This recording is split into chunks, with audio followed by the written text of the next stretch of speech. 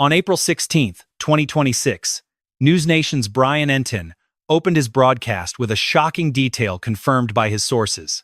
A single hair recovered from Nancy Guthrie's home was sent directly to the FBI laboratory in Quantico for advanced analysis. Now, I have confirmed that certain DNA evidence from Nancy Guthrie's house went to the FBI lab for highly advanced testing. My sources tell me this evidence includes hair samples found inside Guthrie's home. This was not a routine test at an ordinary lab. It went to Quantico, the premier forensic center in American justice. And it ended up there because the initial private Florida lab hired by Pima County hit a dead end.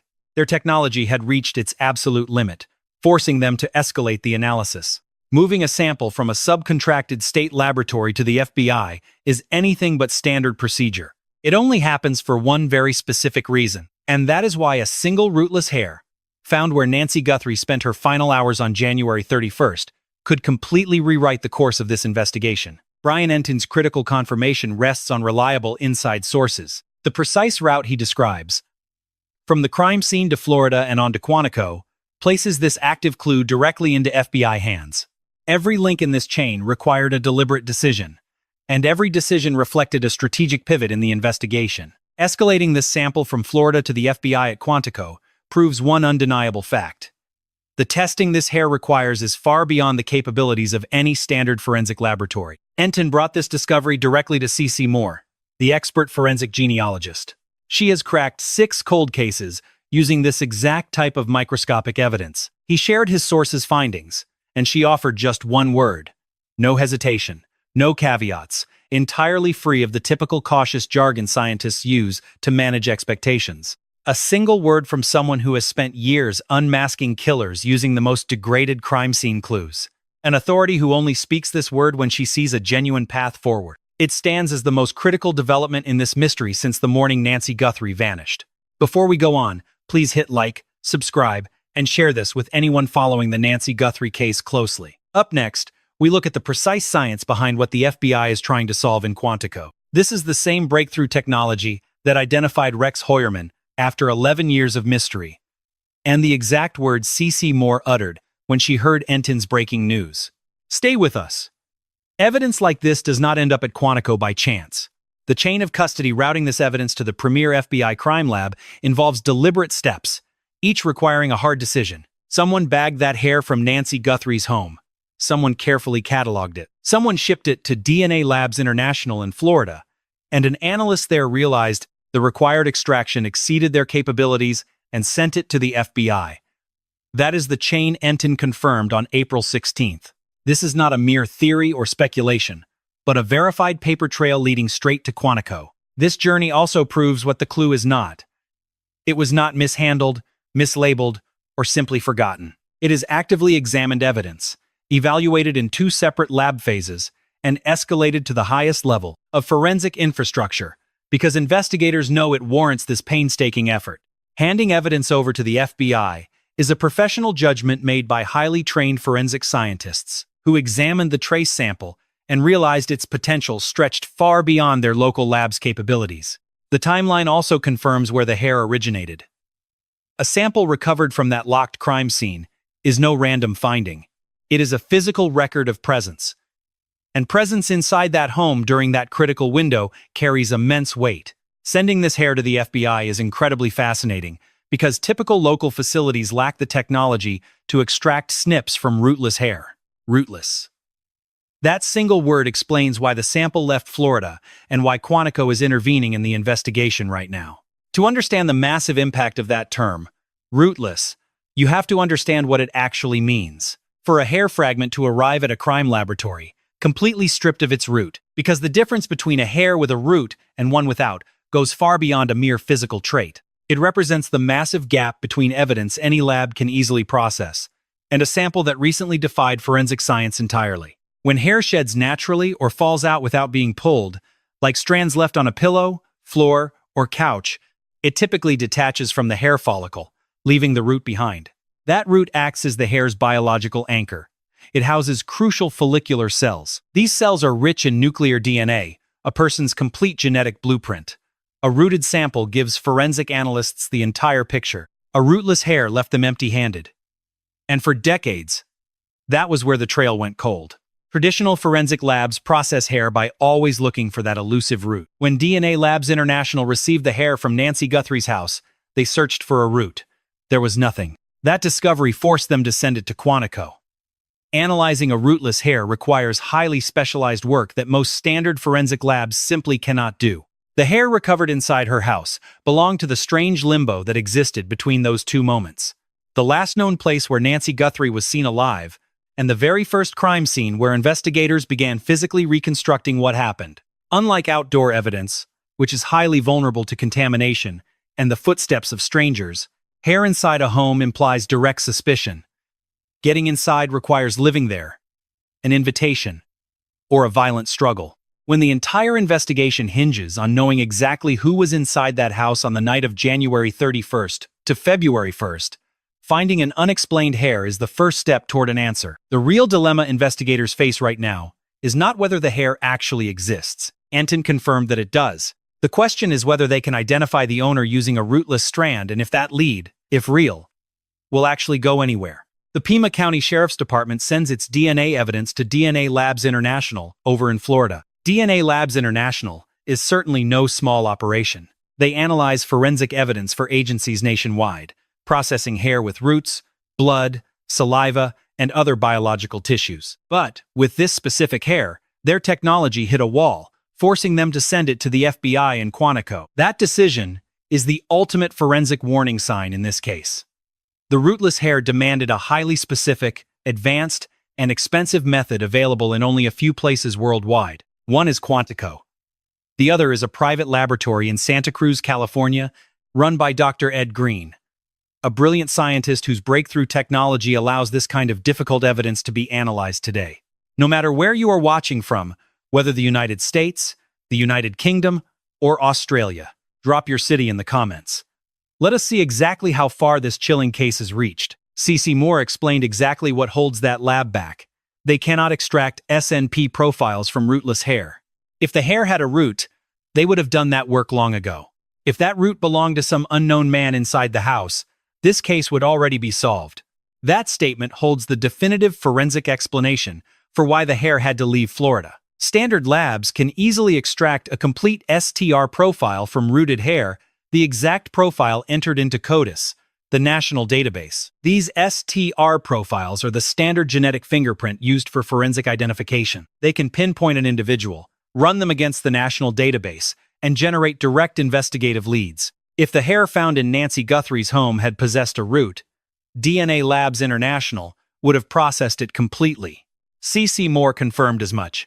If it pointed to an unknown suspect, this mystery would be solved. Until recently, rootless hair offered only one limited option: mitochondrial DNA. Mitochondrial DNA is passed down exclusively through the maternal line. Found within the hair shaft, it can be extracted from degraded samples, but it carries a major limitation. Anyone sharing the same maternal lineage has the exact same mitochondrial DNA sequence. While this analysis proves the hair belongs to a specific maternal family, it cannot point to the exact person who left it, nor identify their generation. It rules out possibilities, but never gives a name. For decades, a rootless hair at a crime scene was merely biological evidence that could narrow down the suspect pool, but never pinpoint the killer. The history of forensic DNA is, in part, a tale of crucial evidence that was once impossible to fully crack. Hair found at crime scenes has always locked away biological secrets. The question was whether technology could extract that data with enough precision to identify someone. For rooted hair, that was solved decades ago. But rootless hair remained an unsolved mystery until Dr. Ed Green developed a method that changed everything forever. After years of researching ancient DNA, Dr. Ed Green, from Astria Forensics in Santa Cruz, California, became the perfect person to solve this massive forensic mystery. If you can extract viable DNA from a 40,000-year-old bone fragment, you can pull it from a single hair left at a crime scene. Dr. Green developed the breakthrough method to do just that, extracting SNP profiles directly from the hair shaft without needing the root, applying it to active criminal investigations. SNP stands for single nucleotide polymorphism. An SNP profile is built from specific variations in the genetic code details that become incredibly powerful when enough of them are pieced together. These profiles are then uploaded to genealogical databases, cross-referencing the data with individuals who share common ancestors with the unknown source. The hair shaft contains no intact nuclear DNA, only highly degraded, scattered, and deeply incomplete genetic fragments. Dr. Green's technology gathers those tiny fragments, assembling them into a profile detailed enough to fuel the next step. This matching process works because commercial genealogy databases are massive platforms, where millions of everyday people have willingly uploaded their DNA to trace their family origins. They hold so much genetic diversity that even a highly partial SNP profile will almost always trigger distant matches. It could be a fourth cousin, or maybe a distant third cousin.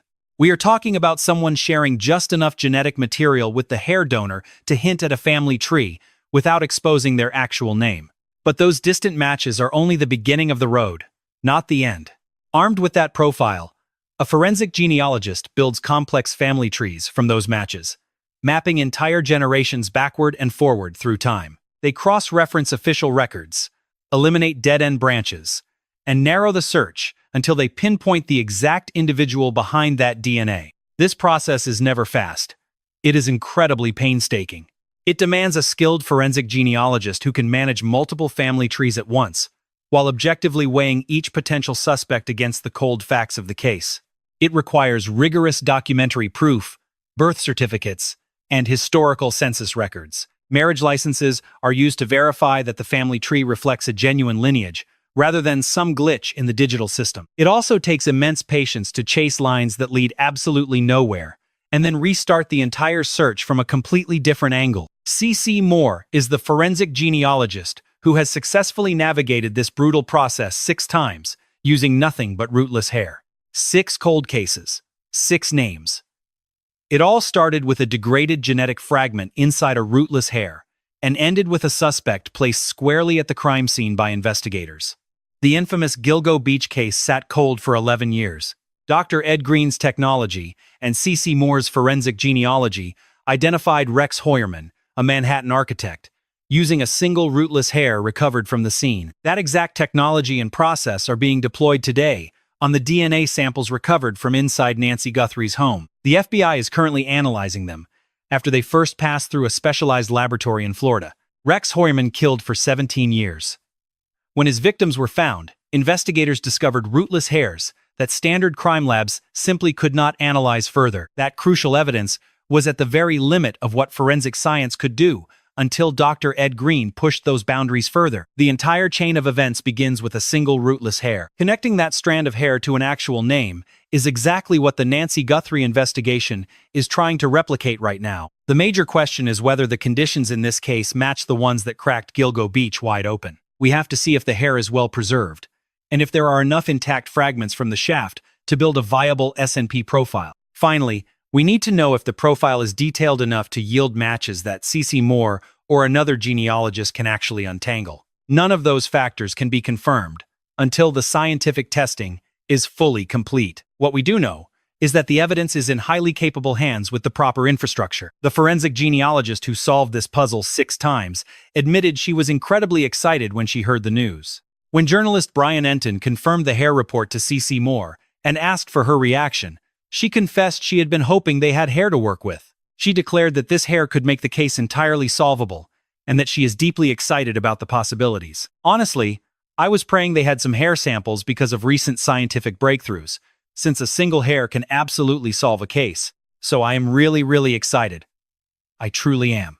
For years, C.C. Moore has been pulling positive identifications from the absolute worst crime scene evidence. She has sat across from grieving families to name their killer, all because of a single rootless hair, and she has done it 6 times. She knows exactly what promising evidence looks like, and she knows when a clue is just going to lead to a dead end. That instinct comes from years of handling clues other forensic experts threw away as useless, proving every single one of them wrong. She does not get excited over dead ends.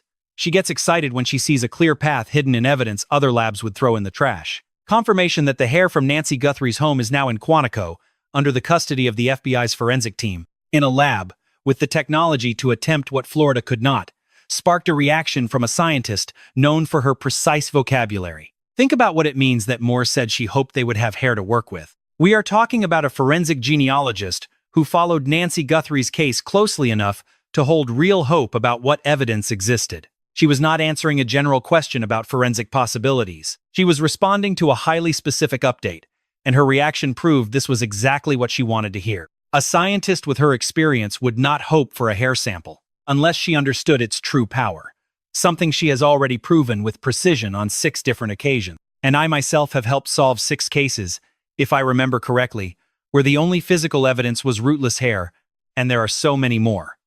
The context of Moore's excitement is key for another reason. She has seen cases where the evidence simply fails to meet the minimum standard. She has dealt with samples so degraded that even Dr. Green's technology could not rebuild a useful genetic profile. She knows a dead end when she sees one. Her current excitement about this hair reflects a clear forensic judgment. This evidence has traits she associates with investigations that move forward, not those that stall completely. That assessment guarantees nothing, but it offers vital insight from the person best qualified in the entire country to give it. C. Moore also called this a Hail Mary. Both of those statements are true at the same time. The excitement and the warning do not contradict each other. They are an honest scientific analysis of this evidence. That Hail Mary does not mean a failed attempt before it even starts. It is a shot planned under extreme conditions, executed with precision by professionals who know their job, and sometimes it actually works. C. Moore has pulled off that feat 6 times, using rootless hair in cold cases that ended with names. Her most honest warning was this: the hair might not belong to the direct suspect. It could belong to a relative, a visitor, an employee, or anyone who entered that house for any reason. Moore made it clear. Hopefully, it belongs to an unknown man whose presence there cannot be justified in any other way. That detail matters because it is likely the first thing the FBI will try to figure out. Before the expensive and slow SNP analysis, investigators will evaluate traits like color, length, and texture to determine if it could have actually come from someone other than Nancy Guthrie herself. If the hair matches Nancy's graying hair, it will not be processed any further. The physical filter comes before the genetic one. That result will decide if the full SNP extraction begins. But C. Moore remains excited. She insists this hair could make the case completely solvable. Knowing the hair is in Quantico triggered a reaction that such a reserved and experienced scientist would not have lightly. Her word is the signal. Her warning is pure science. Both are real, and together they represent the biggest forensic breakthrough in Nancy Guthrie's case since February 1st, 2026. The physical profile of the sample matters for another key reason that Moore herself pointed out immediately. If investigators confirm the hair belongs to an unknown man, someone with no recorded legitimate reason to have been inside Nancy Guthrie's home, that finding is already a massive step before obtaining any genetic match. An unknown person's hair in a missing woman's home does not identify the culprit, but it confirms a strange presence. And that unexplained presence is exactly the forensic anchor upon which investigators manage to build their cases. This is what Moore knows from her experience with 6 cold cases. The first breakthrough with this evidence is not always a name. Sometimes it is a category. An unknown male, with no match to those authorized at the scene. That single category drastically reduces logical explanations. Then, the genealogy begins. Moore's Hail Mary analogy assumes that this path guarantees absolutely nothing. The hair could be so damaged that even Dr. Green cannot put together a useful profile. Maybe they are scarce, broken, or incomplete fragments. Because of these limitations, the Gilgo Beach precedent is so important, not because it guarantees success, but because it proved the technology can deliver results with this exact type of evidence if conditions allow it. If you have watched this far into the episode, drop still here in the comments right now. What you just heard about Moore's reaction, the final warning, and the forensic reality of that unknown male hair inside the house is crucial context almost no one else explains clearly. Let's see who's still watching. If this video helped you understand the chilling reality of Nancy Guthrie's rootless hair now at Quantico, share it right away. Send this to anyone following this case. Anyone who needs to understand why this isn't just another update, but a major forensic breakthrough. Hit like, subscribe. The exact same technology that solved Gilgo Beach after 11 years is now being used on evidence found in Nancy Guthrie's home. We don't have results yet. The only thing confirmed is the chain of custody. Recovered from Nancy Guthrie's house, processed in Florida, and sent to the FBI, because the analysis required far more than Florida could handle. That custody chain represents absolutely everything we have known publicly since Brian Entin's report on April 16, 2026. The move to Quantico matters because it places this evidence right where standard testing ends and advanced forensic analysis begins. And they crossed that line because investigators decided this single hair was worth the shot. What this analysis might reveal, conditions permitting, is a path to identification that simply didn't exist before this transfer. This process takes months and can fail at any step. But CC Moore, thrilled by the confirmation, has already walked it successfully 6 times. The broader context of this entire investigation has also been confirmed. Investigators have been gathering physical evidence of what happened inside Nancy Guthrie's home since the morning she vanished. That rootless hair found inside the house, now at Quantico, is a critical piece of the puzzle. It is not the only evidence in this case, but it is the clue that has traveled the furthest, reaching the most advanced forensic laboratory the authorities have in the United States. The analysis continues. The case remains active. Nancy Guthrie has been missing since February 1st, 2026. If you have any information, call 1-800, call FBI or 88-CRIME. The total reward in this case is $1,200,000. A single rootless hair found inside the home of a woman missing since February 1st, 2026, is now in the hands of the FBI at Quantico because the initial lab that processed it was unable to finish the job. Hearing Brian Entin's confirmation, CC Moore was highly optimistic. The forensic results are still pending. The work that goes into episodes like this, tracking Brian Entin's report from April 16th and the forensic breakdowns from CC Moore, along with the technology of Dr. Ed Green at Astria Forensics, and the crucial parallel to Gilgo Beach that explains this breakthrough, is only possible thanks to viewers who study every detail of this ongoing investigation. The case keeps moving forward. We offer early access to updates, exclusive member discussions, and a behind-the-scenes look at our documentary production. The link to join is below. Every subscription funds the next episode. Brian Entin's April 16th, 2026 report on News Nation and Extra TV is the source of confirmed facts about the hair in the Nancy Guthrie case. Statements from CC Moore come from her News Nation interview with Brian Entin in April 2026. No forensic results are confirmed yet. The analysis remains ongoing. We mentioned Dr. Ed Green and Astria Forensics for scientific context based on their public work on the Gilgo Beach case. The disappearance of Nancy Guthrie remains under active investigation. If you have information, call 1-800, call FBI or 88-CRIME. The accumulated reward stands at $1,200,000.